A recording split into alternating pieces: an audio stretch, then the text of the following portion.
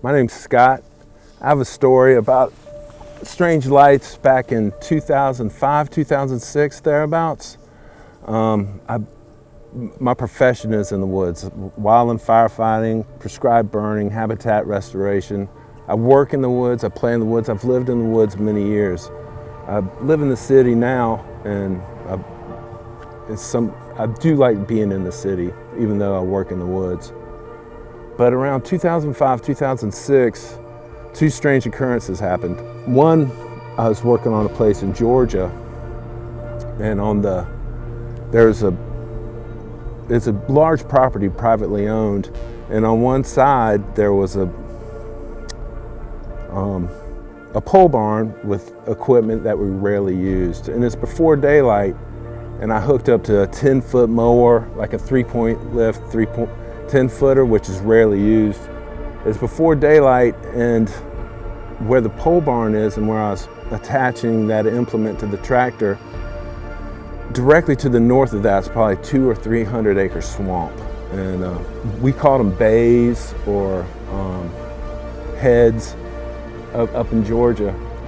And it's before daylight, it's directly to the north, and I started hearing like a strange sound. I know that sounds kind of lame, but I did hear something, and I looked to the north and I saw the same phosphorescent color you'd see on a lightning bug, but it was vast, it was huge, probably at least 100 foot wide, but the light started as far as I could see up and spiraled down to the swamp. And it wasn't symmetrical at all. It was like one light, two lights, one light, 12 lights, and it was a spiraling. It spiraled down in the swamp. And then later, and that was probably in October of 2005 or 6. And then that March or April, I got drawn for a turkey hunt in the St. Mark's Wildlife Refuge. It's something me and my dad have done for years. We put in for the quota hunt and get to go there. I love it.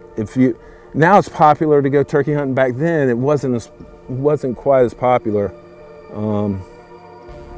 But we'd been doing it for a number of years. It's just a beautiful place to go and see a different habitat type, and just a good place to go.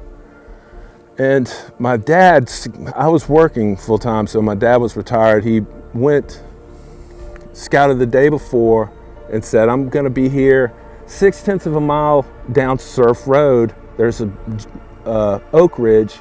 Take that to the east, and that's where you need to go. So I did, and he believed in getting there way early. For one, to claim your spot, and also if turkeys are roosting, you won't spook them or anything like that. So he likes to get there like 2 hours before daylight. So it was super early, and I try to keep my red card. So I have 15-minute mile, like. I just can walk very fast, and it's a paved road. And then I took that Oak Ridge to the east and walked way back in there. And me and my father never used lights for turkey hunting. For one thing, it spooks any wildlife you see, but also I don't know, we just never were one to do it. But I had a clip light. I was watching my feet when I first walked in, and probably a 10-minute walk through the woods, I saw a light approaching me. And those woods, if you've ever been in them, they're well maintained, they're well managed, they're burned regularly on a 1 to 3 year rotation. It's just a really pretty place off of Surf Road. So it's not like jungly. And a light started coming toward me, and it was just lazily coming down the Oak Ridge right toward me. And for some reason I spoke to it. It probably got within 10 to 15 yards. It was about the size of a golf ball, maybe a little bigger, like an egg, but it was fairly symmetrical, coming right toward me. And I started to speak to it. And I said, hello, because I thought it could have been someone with a flashlight, but it's the same green yellow phosphorescence as you see in a lightning bug as a glowworm, or the phosphorescence you see in the Gulf in the summer. That's the exact same color. And I spoke to it, and as soon as I spoke to it, it veered course and started heading directly south toward the coast.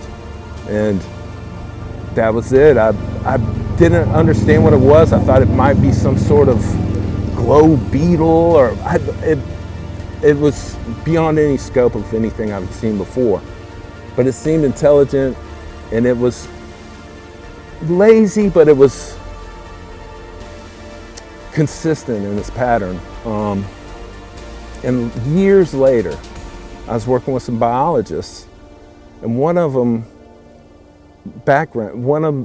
their background was archaeology, and they're working in this neck of the woods on the Page Ladson site. And I asked them directly, I was like, because they knew they could keep up with me, plan ID, habitat type, everything like that. Super smart people. And snake, birds, a bird call, he knew it. And I asked him, I was like, do you know what that could be? And he told me right to my face, that's a will-o-wisp. I've seen them many times. And I still don't really understand what a will-o-wisp is, but I've seen one, and I'm glad to say I did.